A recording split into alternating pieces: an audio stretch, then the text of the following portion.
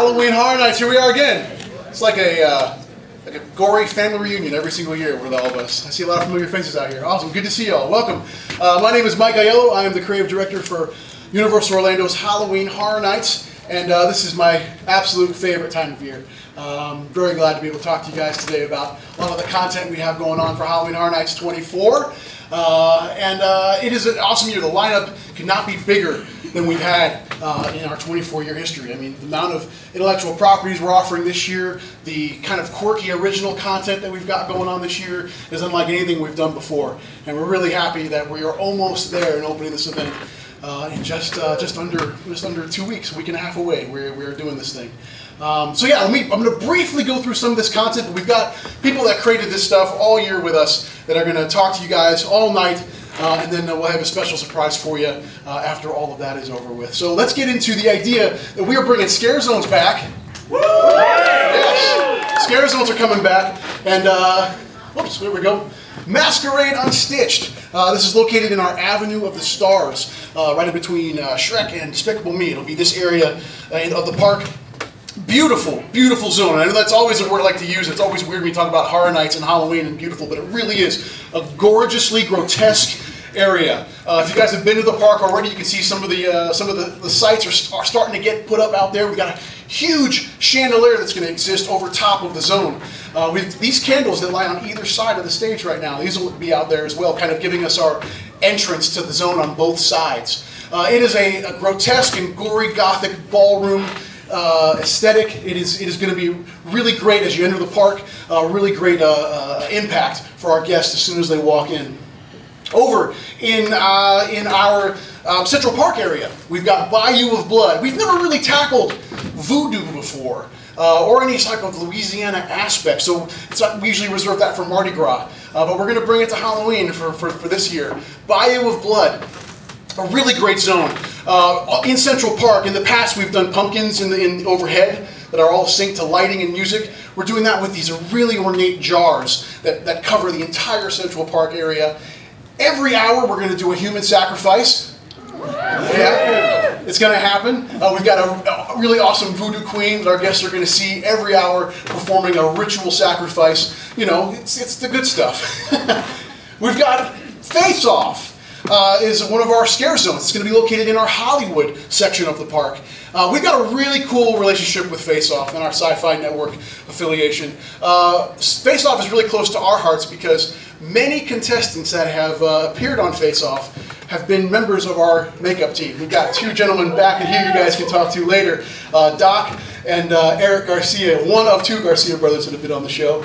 And of course Laura Tyler, who won, I believe, season 5 of the series. It's from Horror Nights. She's from Horror Nights Orlando. So we got a really cool kinship with Face Off. To be able to work with them and create a really great scare zone in our Hollywood section.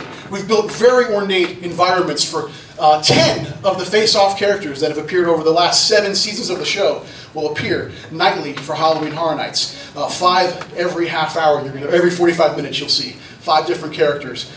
Really great stuff, a mix of prosthetics and really ornate costumes. You've got a couple over here you guys can check out as you guys go through the space. Purge in our New York section. This place is going to be crazy. We have bread trucks, we have motorcycles, we have characters from Purge, both films that are going to occupy the zone.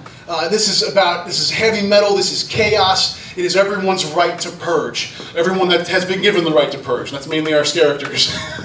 But yeah, you're going to experience it live in our New York section of the park. So to bring scare zones back this year, we're really excited that we're able to kind of divide the park up into those thematics, something we've kind of strayed away from the last couple of years. So to do that again, we're very excited. Moving on to our mazes. Giggles Gore Incorporated. This is over in our disaster extended queue line. We're saying evil clowns aren't born, they're made, and this is where they're made. We've got clowns doing some horrific things in this maze. They are ripping throats out, creating mimes. They are smashing people into bits and stuffing them into other clowns. It's just nuts. Absolutely crazy. It's a lot of fun. It's a juxtaposition of factory aesthetics with a kind of a clown atmosphere. It's been very cool. A lot of fun. Dollhouse of the Damned is one of our tent experiences. This is a maze when we create, it's one of the mazes we like to create the characters first and then create the environments that those characters will occupy second. So this is what we applied to this maze. Every type of doll you can think of, we've kind of twisted and changed. And our guests are going to walk through and literally experience all of these various macabre variations of dolls, porcelain dolls, marionettes, knitted dolls, all in these really immersive environments that have been made towards the characters that are in those rooms. It's a very freaky, it's the one maze this year I'm walking through going, I don't know about all this. It's really, really great. Roanoke, Cannibal Colony. Every year we like to do one maze. Every couple years we like to do a maze that's kind of based in something that could be historical. We did Nightingales a couple of years ago. This one is about the Roanoke colony. This is an actual colony. They call it the Lost Colony. It's a 16th century colony that literally disappeared off the face of the earth. No one knows why. Well, we're going to tell you. They ate each other. And that's what's happening in this maze. Walking in over the weekend, we did our tech review, and it's one of the mazes that I walk into, and it reminds me of kind of old Horror Nights. It has that kind of like old school feel to the event that we used to have years and years ago. It's really, really great. It's in our B79 parade facility. So it's really immersive. We control all the environments, all the elements. It's a rustic look. Again, it kind of separates itself from all the other mazes we have going on this year. One of our IP mazes from Dusk Till Dawn. How many Dusk Till Dawn fans do we have? Yeah? Yeah? Of the film? Yeah. Yes? The TV show? Yeah. It's on Netflix. You can watch it. Our maze is kind of in the last 3 or 4 episodes of the series, where the Gecko brothers arrive to the Twister. And we're placing our guests right into that bar. It is a rock and roll heaven. It's awesome. It has vampires. You're going to see the Gecko brothers. We've got dancing vampires. You're going to see it all inside from Dusk Till Dawn. Dracula Untold, Reign of Blood. This is a partnership with Universal Pictures. This film comes out October 10th in theaters. They just moved the date a week earlier so that everybody can see our maze and go see the film. It's kind of cool, kind of neat collaboration. This is a story, kind of a retelling or a reimagining of the Vlad the Impaler story, of how Vlad became Dracula. And our maze is telling a lot of the storylines and scenes that you'll see in that film. So you're going to see Vlad become Dracula. You're going to see his interaction with a character called the Master. I don't want to give away too much because the movie hasn't come out yet, but when you see the maze, it's kind of a living preview of this film that comes out October 10th. And really awesome gothic castle environments, a lot of vampires, very different from our vampires from Dusk Till Dawn for obvious reasons. The Walking Dead, end of the line. Walking Dead is back. This is our 3rd year in collaboration with AMC Networks. And for us, creating the event this year, creating this maze, we really wanted to take a step back and examine how we've done Walking Dead in the past. First maze we did was all about Season 1. Second maze had a Season 2 scenario going on, Season 3 a little bit. This maze is all set into Season 4. And when watching it, we were really excited because the fact that all the survivors kind of broke off and went into different environments really was right for us to be able to create a lot of unique looking environments that we really haven't tackled before with Walking Dead. So for us it was, okay, we've got all these environments, let's make them all. So we said, let's make the biggest maze we've ever done for Walking Dead. And honestly, the biggest maze we've ever produced for Halloween Horror Nights, and we've done that. It's located in our Soundstage 25 soundstage facility, and it is the largest maze we've ever created in the history of Halloween Horror Nights. These sets are huge. You're going to begin at the prison. It's kind of a catch-all of what we ended with last year. It follows the exact storyline of Season 4. Survivors go to the prison, infection breaks out, they all have to flee, and you're going into all those environments. The big spot, you're going into the caved-in tunnel. Everything, the end of the line, for us, is Terminus. So we're literally stopping right where Season 4 ends, and Season 5 is going to pick up. So the guests are going to take that journey of Season 4 right here at Halloween Horror Nights 24. It'll be very cool. We've got a lot of interesting walkers that we're bringing to the table, a lot of prosthetics going on in the maze. So we're upping the ante as far as Walking Dead is concerned, it being our 3rd year. So we're really excited and eager for you guys to experience it. Oh, Alien versus Predator.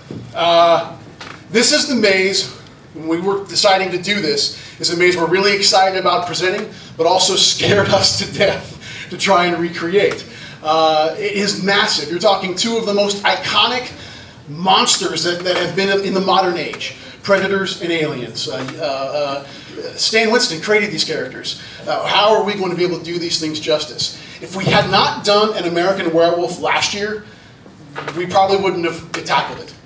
But we did, and we learned a lot from American Werewolf. The puppetry that we used in Werewolf last year, we've learned from those techniques, and we've built upon those facts and created all of our aliens will be puppeteered for this maze, and they're all over the maze. Predators are all over the maze. Fox has been an amazing partner with us. We brought to the table an idea that we want to use the Alien vs. Predator brand. We kind of wanted to tell our own story using the brand, and they've let us do that, which is great. So it's AVP as a brand, but we're taking guests into a whaling facility where biochemical research has been, bioweapon research has been done. And there we encounter predators and aliens in this very cool stylized facility that has a lot of thematics that are akin to the brand of Alien versus Predator. So I think you guys are going to really love it. It is a very, very cool looking maze. The most detailed maze I think we've done in a long, long time. The amount of layers involved. And even the lighting, we're taking a lot of tips from the various films that Fox has produced in the Alien and Predator brand and applying those aesthetics to the maze. So we're really excited about it. It's an amazing maze.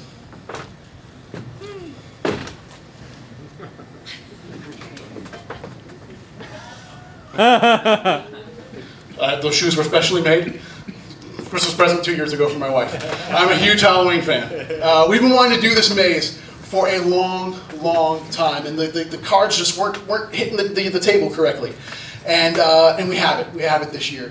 Now, this is one question we've gotten asked a lot on the Twitter. If you guys follow the Twitter page, cool. Yeah, that is me. I promise. I'm actually typing those things. And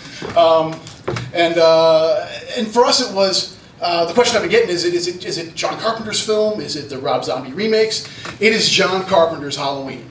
That is what we're producing. That's the maze that we've created. From top to bottom. The score, you're hearing John Carpenter's score that he wrote. It's all over that maze. You're seeing Michael Myers all over the place. We recreated all of the classic scenes. When Nancy bites it in the car, the kitchen scene, the head tilt, all of that is part of this maze. It's in our tent, but it is an amazing tent maze. You're going in and out of environments. You're going between homes in one of our tents. We've got a car in the soundstage to recreate the garage that Nancy dies in. So it is down to its most. It is a really great maze. Like we were walking through it the other night for our tech review, and it was just cool to be in the film. We have the thing playing on the TV. It's awesome. It's awesome, and it is all there. And you're walking through it, just kind of a kid in a candy store going, "This is the movie. It's awesome." I love it. Our team has just kind of immersed themselves in these brands, and to have Halloween in all of the lineup for this year, we're ecstatic. It's just awesome.